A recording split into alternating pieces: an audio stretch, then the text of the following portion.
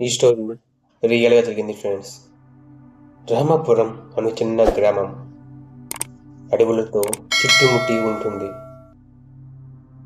ఆ గ్రామానికి వెళ్ళడానికి సరైన దావ కూడా లేదు. ఒక మట్టి దావున ఆ గ్రామానికి వెళ్ళాలి. గ్రామం చివరిలో ఉన్న పొలిమేరలో ఒక పాత రాయి ఉంది. అది సాధారణ రాయి కాదు.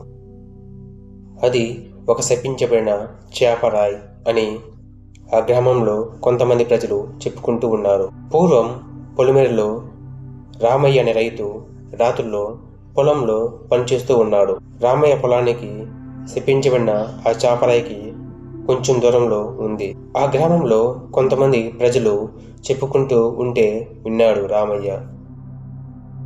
ఆ రాయి కింద ఎంతో నిధి ఉందని, ఆ నిధి దొరికితే తన జీవితాలే మారిపోతాయని చెప్పుకుంటుంటే రామయ్య విన్నాడు. రామయ్య ఆశపడ్డాడు.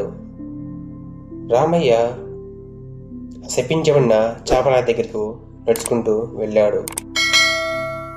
ఆ చేపరాయిని కొద్దిగా నెట్టాడు. అప్పుడే ఆకాశం నుండి ఉరుములు మెరుపులు కూడిన వర్షం. ఆ వానలోనే రామయ్య అదృశ్యమయ్యాడు. మరుసటి రోజు రామయ్య ఎముకలు మాత్రమే కనపడ్డాయి.